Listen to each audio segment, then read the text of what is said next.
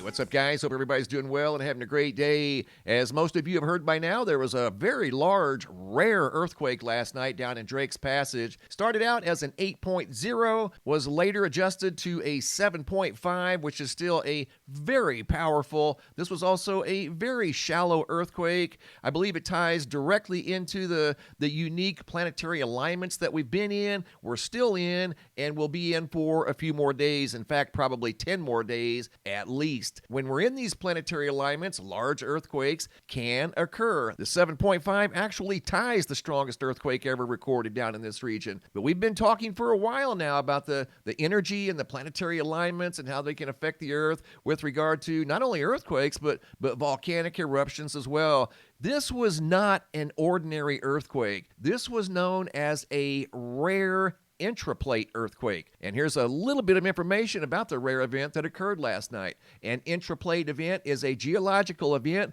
like an earthquake or a volcanic eruption that occurs within the interior of the tectonic plate rather than along its boundaries. Some of the causes, gravitational forces, like we were talking about with regard to the planetary alignment. And I did a video about 2 weeks ago showing the rare planetary alignments, not only one, but two: Earth, Venus, Jupiter, and then, of course, the Sun. The Sun's always the main component. Here's the other alignment: Mars, Earth, Saturn, and Uranus. We are still in those planetary alignments, and we could still see more large earthquake activity in the coming days. Here's a look at the sky map right now, and you can see the planets are still very much aligned, and they don't have to be in a straight line. In fact, things are more active when they are just slightly off center. Here's one of the alignments right here: Earth, Venus, Jupiter, then of course the Sun, and then coming over here to the right, you've got Mars, Earth, Saturn, and Uranus, and then of course the Sun. And it's that right angular momentum. So the stage is still set, the main characters are in place,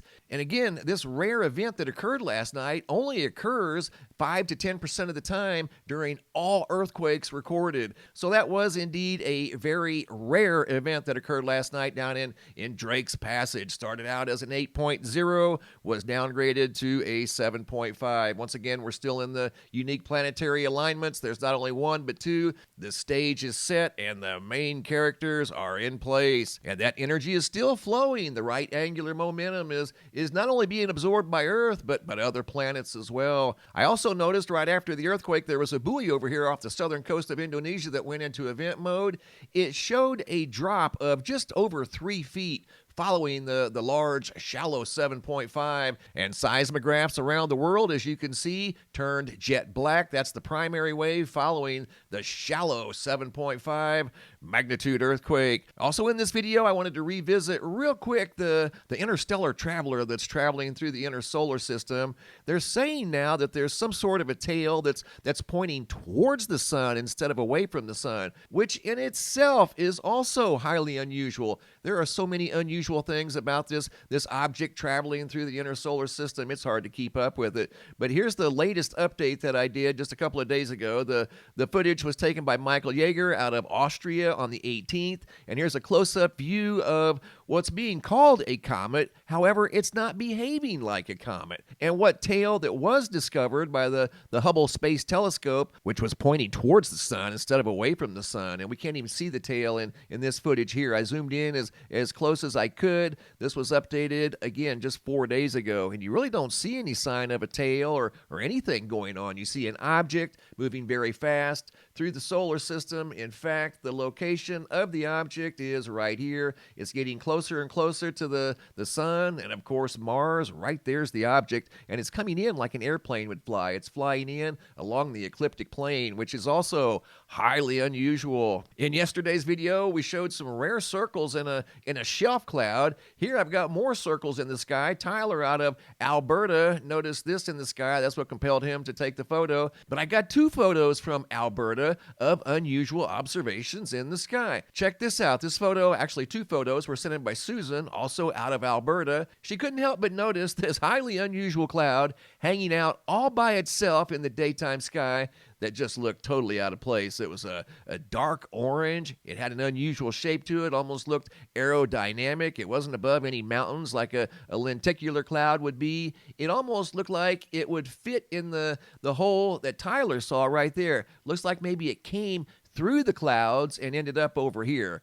How about that? What a coincidence. Two people from the same location that don't know each other both spotted something very unusual in the daytime sky. And as you can see over here on the satellite presentation, what's left of Hurricane Aaron is starting to pull forward to the North Atlantic, but not before it created a massive wave field out here off the east coast of the United States. Here's some footage from yesterday's activity as the storm was moving to the north. It did push some waves into the coastal areas of North Carolina, Buxton, North Carolina. You can see this gentleman here recording the waves. Wasn't quite ready for what came in. Kind of lost his footing there for a second. And as you can see, waves were pushed well inland.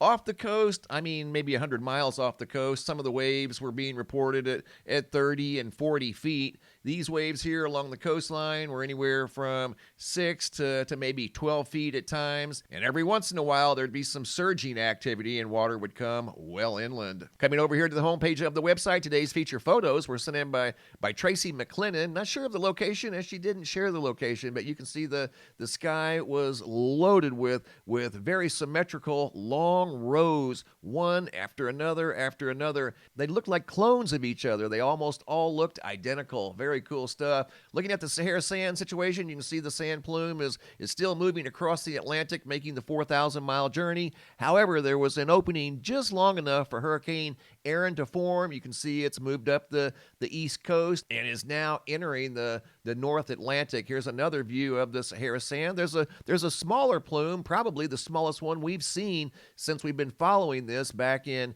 mid-May. So once again, guys, a very rare event occurred last night, what's called an intraplate event. That is a rare geological event that only occurs 5 to maybe 10% of the time during all of the earthquakes around the world. So it looks like the Earth is still absorbing energy from these very unique planetary alignments. Thanks for watching. Have a super day and be safe out there.